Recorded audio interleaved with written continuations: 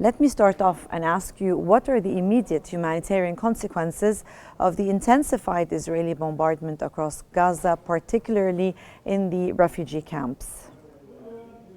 Thank you for having me in your news, and my salutes to all your audience. The implications are catastrophic.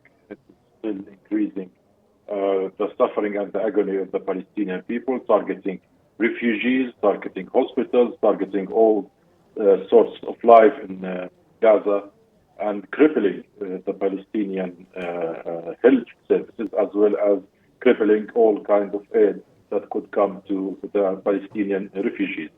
The humanitarian catastrophe are magnifying, and the crimes that Israel is committing is intensifying. It appears that Israel is still committed in its genocidal war, and they have no regard to the international law or to the international pressure that is coming from the international community.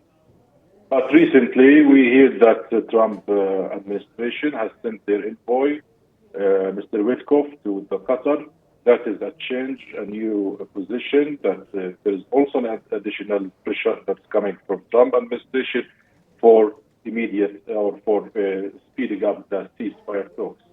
We are cautiously hopeful, and we truly hope that there will be an immediate ceasefire as soon as possible, and Trump and the U.S. administration would be committed to bringing that before the 20th of January. Sir, how have the restrictions on the Palestinian movement in the West Bank, including the detention of children, impacted the daily life and the regional stability? Of course, that is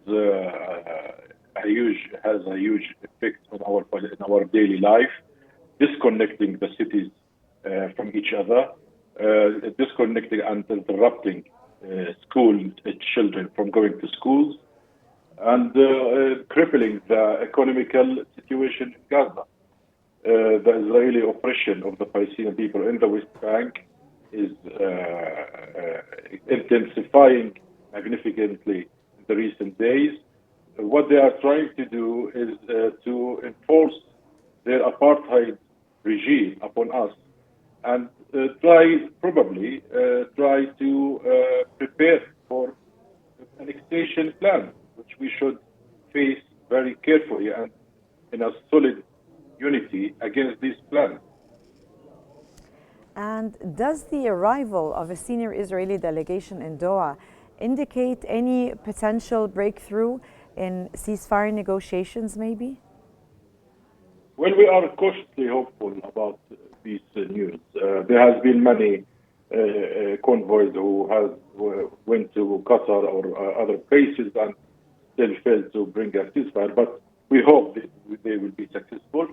The newcomer of this news that Trump administration is also pressuring now. Probably Trump wants to win that victory that he brought ceasefire in his inauguration. And I assume, this is a personal opinion, that probably Netanyahu is going to give him that gift as for his inauguration. Mr. Fatou, how do you think might the involvement of the U.S. negotiators influence the progress of these talks, do you think? We think that United States is the major element and factor to make the ceasefire take place. It has been the case since the beginning of this genocide. Unfortunately, they have been hesitant, they have been probably unwilling, or probably went off with the Israeli scheme of the full destruction of Gaza, and that is unfortunate. Now, probably with Trump's new administration, he is going to try to bring ceasefire into effect. But that is not the end of the story, because we have still, an important and pivotal points that need to be clarified. For instance, the Philadelphia corridor, the Jerusalem corridor, what about them? The north, the return of refugees, the buffer zones need to be dismantled, the occupied land need to be returned to the Palestinian people.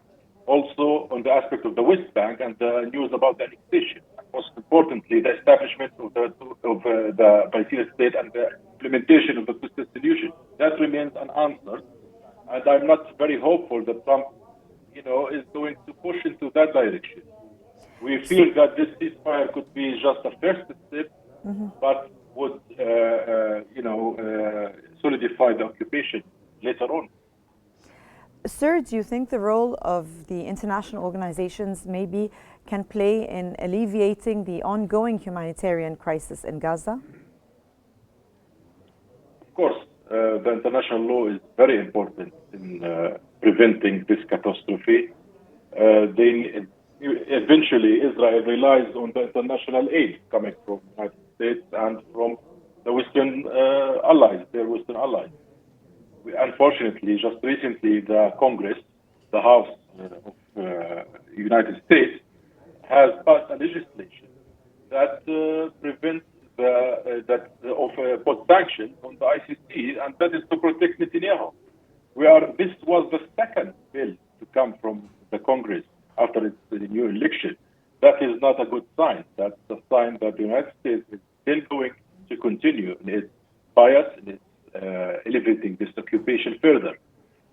So we fear that that pressure still needs to go on, and the immediate entrance of aid must be and the ceasefire must be in the top priority of all world leaders at the moment. Yep. And thank you so much, Mr. Ahmed Fattouh. That was the spokesperson of the Palestinian National Liberation Movement, Fatah, Mr. Ahmed Fattouh. Thank you so much for being with us today.